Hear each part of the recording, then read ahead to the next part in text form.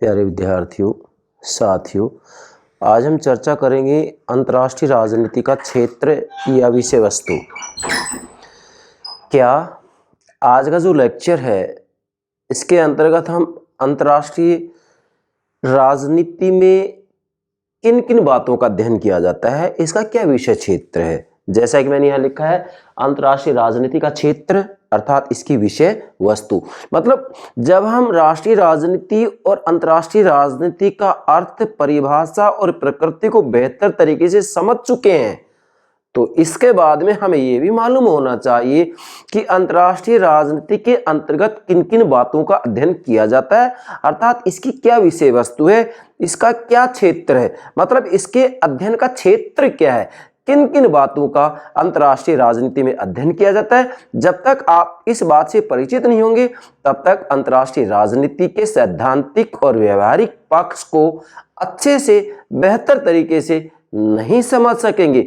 इसलिए प्राणों से प्यारे विद्यार्थियों, आज अंतर्राष्ट्रीय राजनीति के सैद्धांतिक पक्ष से संबंधित लेक्चर 7वां ले रहे हैं हम। कौन सा? लेक्चर नंबर 7 है, जिसमें अंतर्राष्ट्रीय राजनीति की विषय वस्तु की चर्चा करेंगे। अब यह बात तो स्पष्ट हो ही गई है, जैसा कि मैंने आपको पिछले लेक्चर में बताया था कि राजनीति विज्ञान के जो जनक हैं अरस्तु, उन्होंने कहा है कि परिभाषा किसी भी विषय का आदि और अंत है। तो बेटा, चाहे अंतर्राष्ट्रीय राजनीति हो, लोक प्रशासन हो, चाहे राजनीति विज्ञान हो, मतलब कोई भी अनुशासन हो, कोई भी विषय हो, डेफिनेटली जब उसकी परिभाषा हम समझ जाते हैं तो परिभाषा ही किसी भी विषय का आदि और अंत होता है। मतलब अंतर्राष्ट्रीय राजनीति का मैंने आपको जो अर्थ और परिभाषा बताया है, उसी के आधार पर आप इस बात का भी पता लगा सकते हैं कि अंतर्राष्ट्रीय राजनीति में किन किन बातों का अध्ययन किया जाता है। जैसा कि हांस जे मार्गेनथाउ ने कहा है कि सभी प्रकार की राजनीति, चाहे वह घरेलू राजनीति हो अर्थात राष्ट्रीय राजनीति, चाहे वह घरेलू राजनीति हो या अंतर्राष्ट्रीय राजनीति हो, शक्ति के लिए संघर्ष है। अंतर्राष्ट्रीय राजनीति का चाहे अंतिम लक्ष्य कुछ भी हो, लेकिन तात्कालिक लक्ष्य शक्ति के लिए संघर्ष है। कौन कहता है बेटा ये बात? हांस जे मार्गेनथाउ। तो इस परिभाषा से ये बात स्पष्ट हो जाती है कि अंतर्राष्ट्रीय राजनीति के अंतर्गत जो अध्ययन की मुख्य विषय वस्तु होती है वह शक्ति के लिए संघर्ष है। क्या है बेटा? शक्ति के लिए संघर्ष। बाकी मैंने यहाँ पर सारी बातें नोट कर दी हैं, इनको एक एक करके मैं समझाऊंगा। मैं तो सिर्फ इतना कहना चाह रहा था यहाँ कि राजनीति विज्ञान के जो जनक हैं, कौन है बेटा राजनीति विज्ञान के जनक? अरस्तु। ठीक है बेटा, कौन है बेटा? अरस्तु। अब अरस्तु क्या कहते हैं कि परिभाषा किसी भी विषय का आदि और अंत है। इसका मतलब ये है कि अंतर्राष्ट्रीय राजनीति की परिभाषा आप समझ गए हैं तो बेटा इसके अध्ययन क्षेत्र को, इसके विषय वस्तु को समझने में हमें कोई दिक्कत नहीं आ सकती है। तो प्राणों से प्यारे विद्यार्थियों, मैं आपको ये बताना शुरू करूं कि अंतर्राष्ट्रीय राजनीति की विषय वस्तु क्या है, इसका अध्ययन क्षेत्र क्या है, इसमें किन किन बातों का अध्ययन किया जाता है, उससे पहले प्रतिदिन जो मैं एक लेक्चर मेरे YouTube चैनल पर अपलोड करता हूं उसकी जानकारी, सूचना आपको प्राप्त हो सके, इसके लिए हमारे चैनल को सब्सक्राइब अवश्य कीजिएगा। आशा करता हूँ आपने सब्सक्राइब कर दिया होगा। Thank you very much, thank you very much. Dear students, ध्यान दें, अंतर्राष्ट्रीय राजनीति के अध्ययन का क्षेत्र या इसकी विषय वस्तु क्या है। मैं पुनः एक बात कह रहा हूँ कि अरस्तु क्या कह रहे हैं कि परिभाषा किसी भी विषय का आदि और अंत है। इसका मतलब अंतर्राष्ट्रीय राजनीति की परिभाषा और अर्थ आप समझ गए हैं तो इसके विषय क्षेत्र को समझने में कोई दिक्कत नहीं है। ये बात आपको याद रखनी है। चलिए बेटा, अब देखिएगा, मैंने यहाँ लिखा है प्रारंभ में ही कि अंतर्राष्ट्रीय राजनीति एक नया विषय है।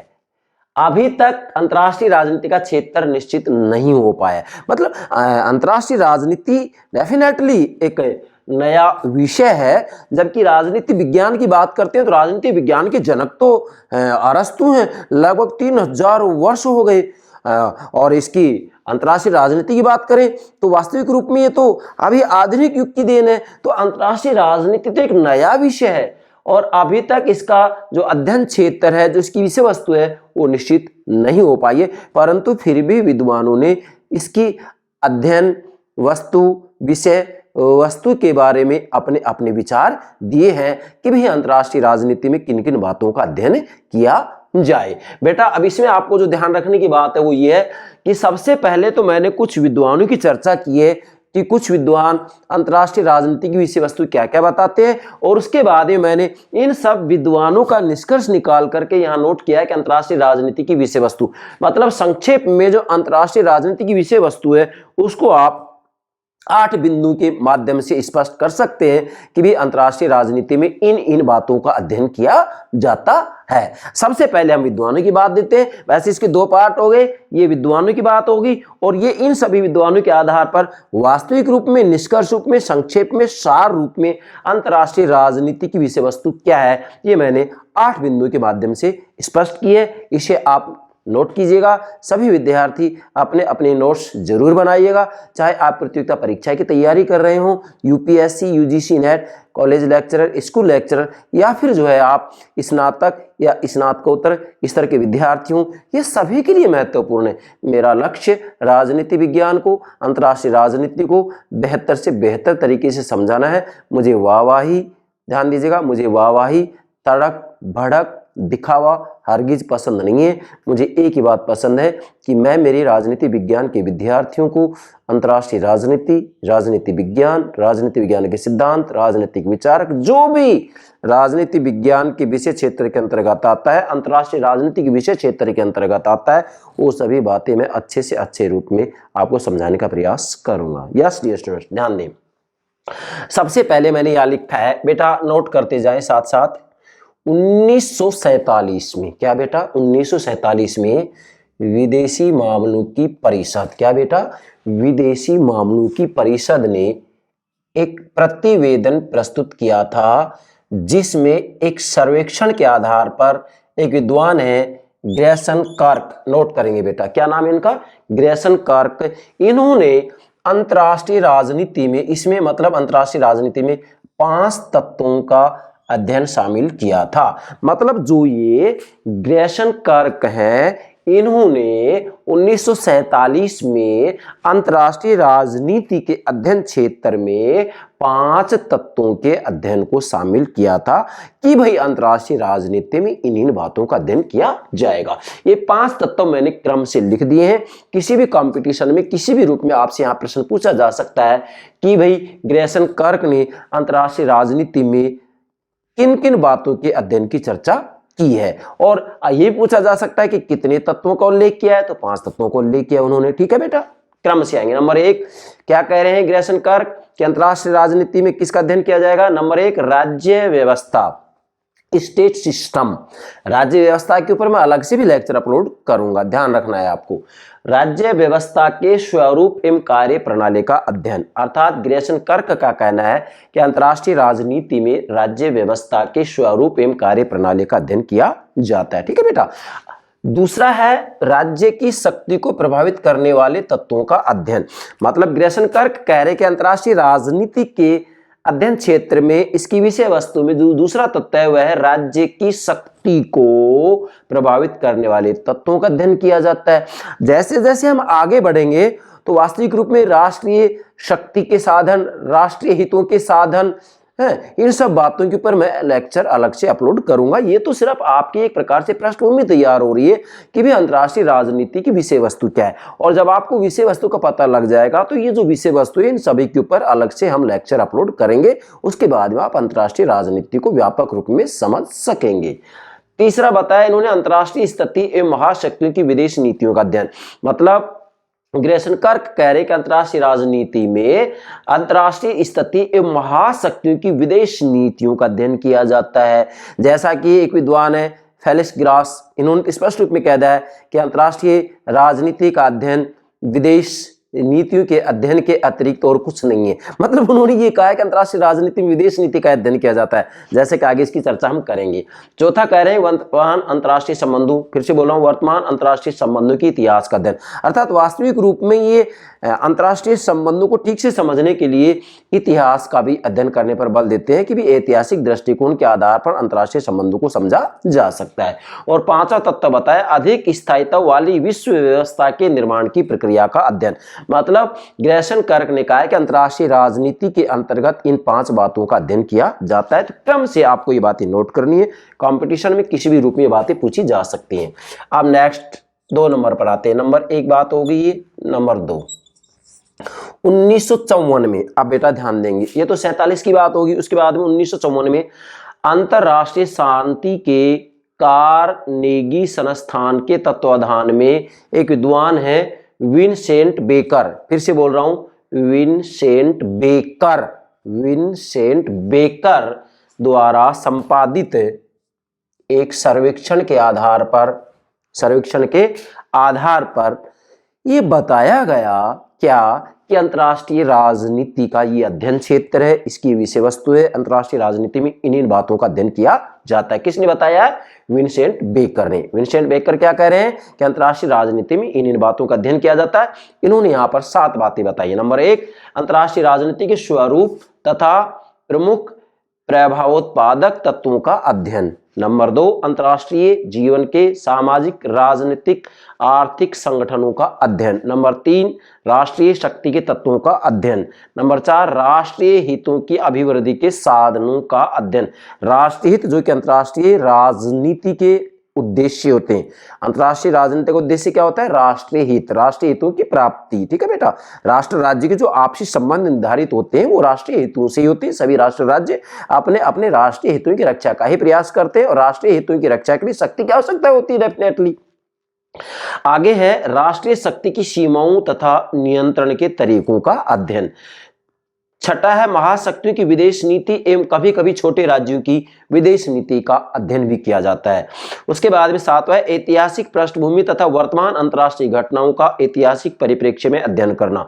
मतलब यहाँ विंसेंट बेकर ने कहा है कि अंतर्राष्ट्रीय राजनीति के अंतर्गत इन 7 बातों का अध्ययन किया जाता है। ठीक है बेटा, उसके बाद में कुछ विद्वान बता रहे हैं कि वाकई इसमें किन बातों का अध्ययन किया जाता है, जिसमें पहला मैंने लिया है चार्ल्स श्लाइचर। आपसे क्वेश्चन पूछा जा सकता है, ये कह रहे हैं कि सभी अंतर्राष्ट्रीय संबंधों को अंतर्राष्ट्रीय राजनीति में शामिल करते हैं।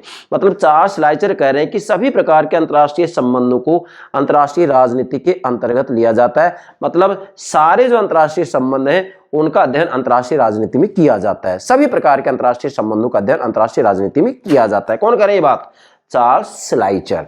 दूसरे हैं पामर एम पर्किंस, ये कह रहे हैं कि अंतर्राष्ट्रीय राजनीति का अंतर्राष्ट्रीय राजनीतिक राज्य व्यवस्था से घनिष्ठ संबंध है। मतलब इनका कहना है कि अंतर्राष्ट्रीय राजनीति का वास्तव में अंतर्राष्ट्रीय राजनीतिक राज्य व्यवस्था से घनिष्ठ संबंध है। और मार्गेनथाउ ने कहा है कि राष्ट्रों के राजनीतिक संबंधों और विश्व शांति की समस्याओं को केंद्र बिंदु मानकर अंतर्राष्ट्रीय राजनीति का विश्लेषण किया है। मतलब इन्होंने वास्तविक रूप में देखा जाए तो राष्ट्रों के राजनीतिक संबंधों और विश्व शांति की समस्याओं को केंद्र बिंदु मानकर अंतर्राष्ट्रीय राजनीति का विश्लेषण किया है। अर्थात ये मार्गेनथाउ यहाँ स्पष्ट रूप में कह रहे हैं कि वास्तव में अंतर्राष्ट्रीय राजनीति शक्ति के लिए संघर्ष है। जैसा कि मार्गेनथाउ ने स्पष्ट रूप में कहा है कि सभी प्रकार की राजनीति, चाहे घरेलू राजनीति हो अर्थात राष्ट्रीय राजनीति, चाहे अंतर्राष्ट्रीय राजनीति हो, शक्ति के लिए संघर्ष है। अंतर्राष्ट्रीय राजनीति का अंतिम लक्ष्य भले ही कुछ हो लेकिन तात्कालिक लक्ष्य शक्ति के लिए संघर्ष है। कौन करें? हांस मार्गेनथाउ। तो मार्गेनथाउ ने वास्तविक रूप में शक्ति के लिए संघर्ष की बात की है। उसके बाद में अगले विद्वान है क्विंसी राइट। ये थोड़ा सा मैंने यहाँ पर ज्यादा नोट किया है क्योंकि इन्होंने बताया यही है।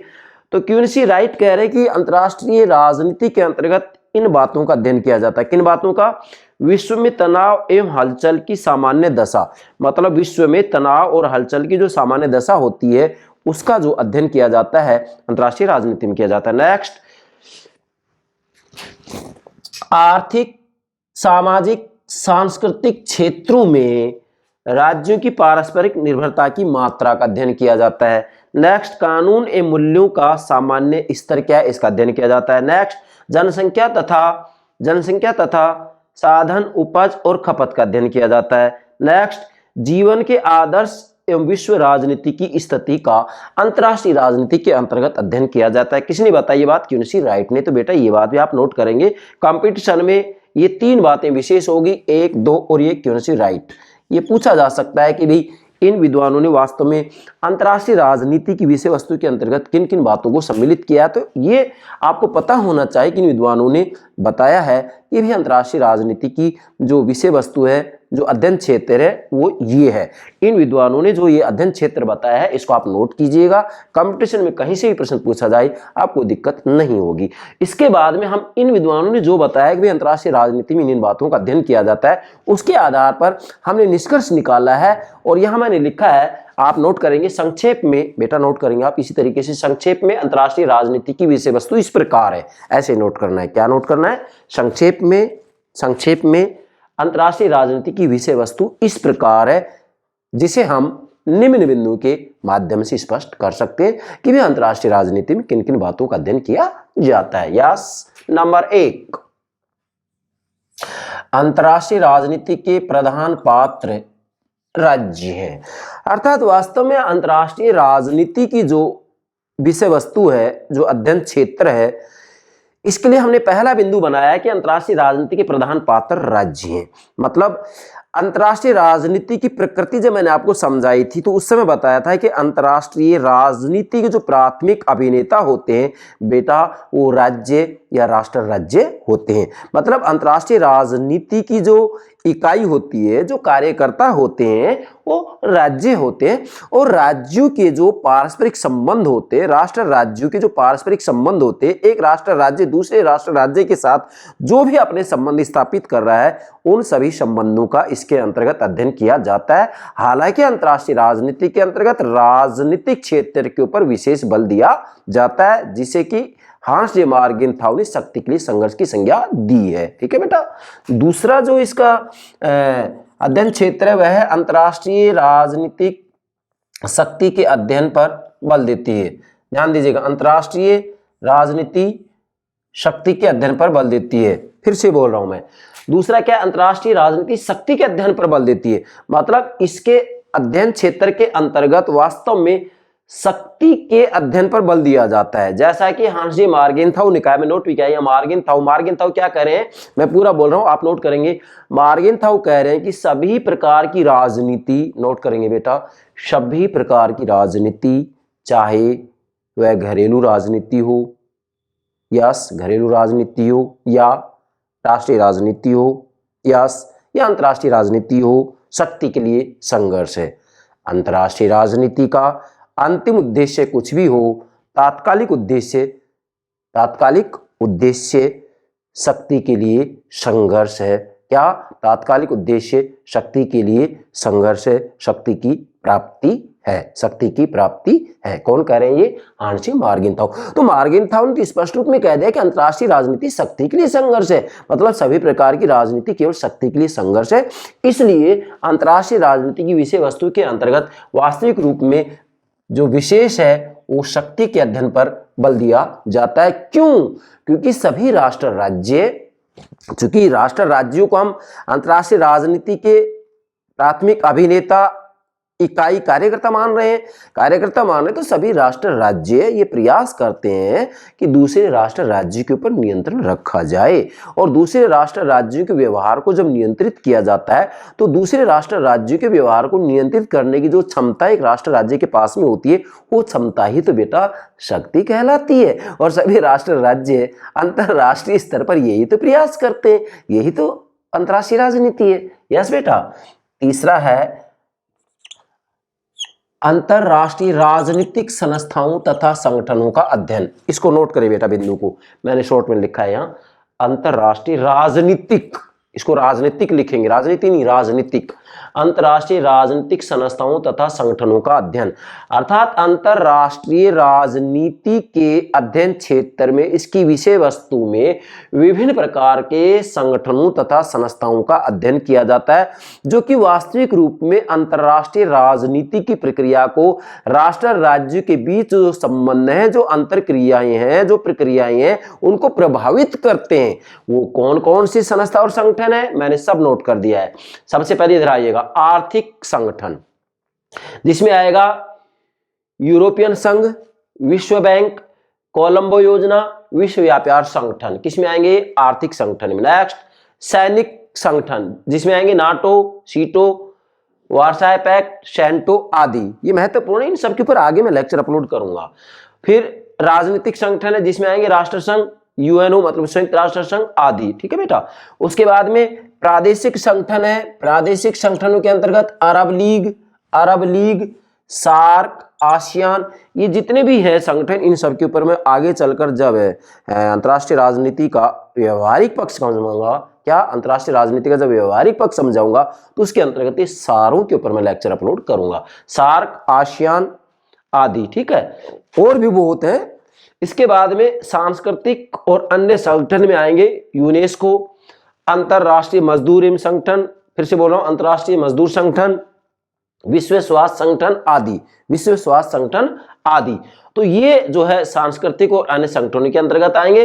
तो वास्तव में अंतरराष्ट्रीय राजनीति के अंतर्गत इन सभी संस्थाओं और संगठनों का अध्ययन किया जाता है, जिससे कि अंतरराष्ट्रीय राजनीति को ठीक से समझा जा सके। मतलब केवल अंतरराष्ट्रीय राजनीति का वैसे प्राथमिक अभिनेता बेटा राष्ट्र राज्य को माना जाता है, लेकिन जो ये विभिन्न संस्थाएं और संगठन है, ये भी अंतरराष्ट्रीय राजनीति को प्रभावित करते हैं। राष्ट्र राज्यों के द्वारा जो विदेश नीतियां तय की जाती हैं, उनको प्रभावित करते हैं। जैसा कि आगे चलकर मैंने नोट भी किया है, फेलिक्स ग्रास ने स्पष्ट रूप में कहा है कि अंतरराष्ट्रीय राजनीति का अध्ययन विदेश नीतियों के अध्ययन के अतिरिक्त कुछ है ही नहीं।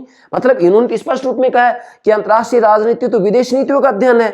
बात सही भी है, लेकिन पूर्ण सही भी नहीं है, क्योंकि अंतरराष्ट्रीय राजनीति राष्ट्र राज्य के बीच संबंधों और अंतर क्रियाओं की एक प्रक्रिया है, जबकि विदेश नीति अंतरराष्ट्रीय राजनीति का एक भाग मात्र है। हम ये नहीं कह सकते कि विदेश नीति का अध्ययन ही अंतरराष्ट्रीय राजनीति, ये बात गलत है। लेकिन फेलिक्स ग्रॉस ये बात कह रहे हैं कि अंतरराष्ट्रीय राजनीति का अध्ययन वास्तव में विदेश नीतियों का ही अध्ययन है। कौन कहते हैं? फेलिक्स ग्रॉस, ठीक है बेटा, ध्यान रखना है। चौथा है युद्ध एवं शांति की गतिविधियों के अध्ययन पर बल। आप ध्यान देंगे, अंतरराष्ट्रीय राजनीति के अध्ययन क्षेत्र में इसकी विषय वस्तु के अंतर्गत युद्ध एवं शांति की गतिविधियों का अध्ययन किया जाता है। अर्थात वास्तविक रूप में राष्ट्र राज्यों के बीच में राष्ट्रीय हितों को लेकर के समय समय पर विरोध, टकराव, तनाव होता रहता है और उन विरोधों का समाधान भी होता रहता है। कभी कभी राष्ट्र राज्य के बीच में आर्थिक युद्ध भी होता है।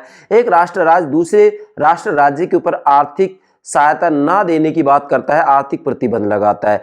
ठीक इसी प्रकार से जैसे हम देखें दूसरे विश्व युद्ध के बाद में जो दुनिया दो गुटों में बट गई थी, उसे हमने शीत युद्ध की संज्ञा दी है। क्या किसकी संज्ञा दी है? शीत युद्ध की।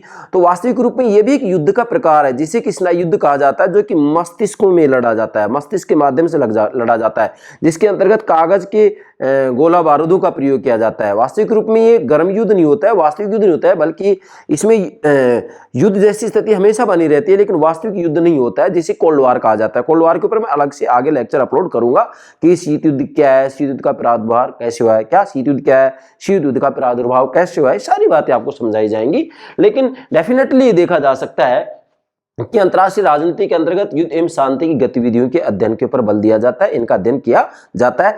इसी के अंतर्गत मैं आपको कहूंगा कि आर्थिक युद्ध, शीत युद्ध और इसी के साथ में वास्तविक युद्ध, इन सब बातों का अंतरराष्ट्रीय राजनीति में अध्ययन किया जाता है। और अंतरराष्ट्रीय राजनीति के अंतर्गत ये सभी राष्ट्र राज्य प्रयास करते हैं कि कैसे भी हो युद्ध की स्थिति नहीं आए, लेकिन फिर भी जब किसी भी समस्या का कोई समाधान नहीं निकलता है, तो ऐसी स्थिति के अंतर्गत राष्ट्र राज्यों के बीच में गर्म युद्ध भी होता है, वास्तविक युद्ध भी होता है। चलिए, पांचवा, विदेश नीति निर्माण की प्रक्रिया का अध्ययन। अंतरराष्ट्रीय राजनीति की जो विषय वस्तु है, उसमें विदेश नीति निर्माण की प्रक्रिया का भी अध्ययन किया जाता है कि जो विदेश नीति होती है, वास्तविक रूप में विदेश नीति केवल प्रधानमंत्री या विदेश मंत्री के द्वारा तय नहीं की जाती है, बल्कि इसके अंतर्गत वास्तव में संसद का भी जो रोल होता है, इसी के साथ में किसी न किसी रूप में उस राष्ट्र राज्य के अंतर्गत अन्य अनेकों संगठन होते हैं, राजनीतिक संगठन, गैर राजनीतिक संगठन। जैसे राजनीतिक दल है, राजनीतिक दल एक राजनीतिक संगठन हो गया, दबाव समूह गैर राजनीतिक संगठन हो गए, तो इनका भी प्रभाव पड़ता है। ठीक इसी प्रकार से जो अंतर्राष्ट्रीय स्तर पर विभिन्न प्रकार के संगठन होते हैं, जिनका कि मैंने यहाँ नाम लिखा है, इनसे भी जो है वास्तविक रूप में विदेश नीति किसी न किसी रूप में प्रभावित होती है। तो आप कह सकते हैं कि अंतर्राष्ट्रीय राजनीति के अंतर्गत विदेश नीति निर्माण की प्रक्रिया का भी अध्ययन किया जाता है। जैसा कि फेलिक्स ग्रॉस ने कहा है कि अंतर्राष्ट्रीय राजनीति का अध्ययन वास्तव में विदेश नीतियों का ही अध्ययन है, अर्थात अंतर्राष्ट्रीय राजनीति विदेश नीतियों के अध्ययन के अतिरिक्त और कुछ नहीं है। कौन कह रहे हैं? Felix gross. मतलब इन्होंने विदेश नीति के अध्ययन पर विशेष बल दिया है। बाकी मैं ये कहना चाहूंगा कि विदेश नीति ही अंतर्राष्ट्रीय राजनीति नहीं है। नो, विदेश नीति अंतर्राष्ट्रीय राजनीति का हाँ एक भाग मात्र है, एक भाग मात्र है, क्योंकि अंतर्राष्ट्रीय राजनीति में राष्ट्र राज्यों के बीच में संबंधों और अंतर क्रियाओं का अध्ययन किया जाता है, या मैं यूं कहूंगा कि राष्ट्र राज्यों के बीच जो संबंध और अंतर क्रियाओं की प्रक्रिया होती है उसकी अभिव्यक्ति विदेश नीति के माध्यम से होती है, उसकी अभिव्यक्ति विदेश नीति के माध्यम से होती है। तो विदेश नीति अंतर्राष्ट्रीय राजनीति की प्रक्रिया का एक भाग मात्र है। हम ये नहीं कहेंगे कि विदेश नीति ही अंतर्राष्ट्रीय राजनीति है। मैं इसके ऊपर भी अलग से लेक्चर अपलोड करूंगा कि विदेश नीति और अंतर्राष्ट्रीय राजनीति में क्या डिफरेंस है। नेक्स्ट, छठा है अंतर्राष्ट्रीय कानून के अध्ययन पर बल। वास्तव में अंतर्राष्ट्रीय राजनीति की विषय वस्तु में अंतर्राष्ट्रीय कानून का भी अध्ययन किया जाता है। क्यों? क्योंकि जैसे जो व्यक्ति होता है तो व्यक्ति बिना नियमों के समाज में जीवन नहीं जी सकता है। तो वास्तव में व्यक्तियों के लिए, जिससे कि वो व्यवस्थित रूप में जीवन जिए, समाज में उनके लिए नियम बनाए जाते हैं, कानून बनाए जाते हैं, जिससे कि लोग आपस में व्यवस्थित रूप में अपना जीवन जिए। ठीक इसी प्रकार से अंतर्राष्ट्रीय स्तर पर राष्ट्र राज्यों के लिए भी अंतर्राष्ट्रीय नियम बनाए जाते हैं, अंतर्राष्ट्रीय कानून बनाए जाते हैं, जिससे कि राष्ट्र राज्य अपनी मर्यादाओं में रहते हुए अपनी विदेश नीतियों को तय करें, एक दूसरे के साथ संबंध स्थापित करें। अतः आप ये कह सकते हैं कि अंतर्राष्ट्रीय राजनीति के अंतर्गत अंतर्राष्ट्रीय कानून का भी अध्ययन किया जाता है। ठीक है बेटा। उसके बाद में सातवां है विदेश व्यापार एवं अंतर्राष्ट्रीय आर्थिक संगठनों का अध्ययन। अंतर्राष्ट्रीय राजनीति की जो विषय वस्तु है, जो अध्ययन क्षेत्र है, उसमें विदेश व्यापार तथा अंतर्राष्ट्रीय आर्थिक संगठनों का भी अध्ययन किया जाता है। मतलब विदेश व्यापार से संबंधित बातों का और अंतर्राष्ट्रीय आर्थिक संगठनों से संबंधित बातों का भी इसमें अध्ययन किया जाता है। बाकी इसके अंतर्गत जैसे जैसे हम आगे बढ़ेंगे सारी बातें स्पष्ट होंगी। ये तो एक हम कहेंगे कि पृष्ठभूमि के रूप में मैं समझा रहा हूँ कि अंतर्राष्ट्रीय राजनीति में किन किन बातों का अध्ययन किया जाता है। अब इन बातों का जो अध्ययन किया जाता है, आगे जैसे जैसे हम बढ़ेंगे प्रत्येक बात बिंदु के रूप में हम स्पष्ट करते चलेंगे। और आठवां है सैनिक संगठनों और राजनीतिक गुटों का अध्ययन। मतलब वास्तविक रूप में अंतर्राष्ट्रीय राजनीतिक जो विषय वस्तु होती है, जो अध्ययन क्षेत्र होता है, उसमें सैनिक संगठनों और राजनीतिक गुटों का अध्ययन किया जाता है। क्योंकि वास्तविक रूप में राष्ट्र राज्य की जो विदेश नीति होती है या राष्ट्र राज्यों के बीच में जो संबंध स्थापित होते हैं, राष्ट्र राज्यों के बीच में जो अंतरक्रिया होती है, जो क्रिया प्रतिक्रिया होती है, उसको किसी न किसी रूप में ये संगठन और गुट भी प्रभावित करते हैं। इसलिए इन संगठनों और गुटों का भी अध्ययन किया जाता है। जैसे कि मैंने यहाँ लिखा है, दूसरे विश्व युद्ध के बाद में वास्तविक रूप में साम्यवादी गुट अस्तित्व में आता है। इसी के साथ में स्वतंत्र समाज की स्थापना भी होती है। गुट निरपेक्ष राज्य अस्तित्व में आते हैं। मतलब जब दूसरे विश्व युद्ध के बाद में पूरी दुनिया दो गुटों में बंट जाती है, एक तरफ पूंजीवादी गुट, दूसरी तरफ साम्यवादी गुट। पूंजीवादी गुट का नेतृत्व संयुक्त राज्य अमेरिका करता है, जबकि साम्यवादी गुट का नेतृत्व सोवियत संघ करता है। ठीक है बेटा। एक पूंजीवादी विचारधारा की बात करता है, दूसरा साम्यवादी विचारधारा की बात करता है। तो डेफिनेटली यहाँ पर भारत जैसे जो राष्ट्र राज्य थे, उन्होंने कहा कि हम किसी भी गुट में सम्मिलित नहीं होंगे और दोनों ही गुटों का फायदा उठाएं। तो ऐसी स्थिति में इन्होंने गुट निरपेक्ष आंदोलन चलाया, गुट निरपेक्ष राज्यों का अलग एक संगठन बनाया। तो वास्तविक रूप में यहाँ पर गुट निरपेक्ष राज्य हैं, इनका भी अंतर्राष्ट्रीय राजनीति में अध्ययन किया जाता है, जिसके ऊपर मैं अलग से लेक्चर अपलोड करूंगा।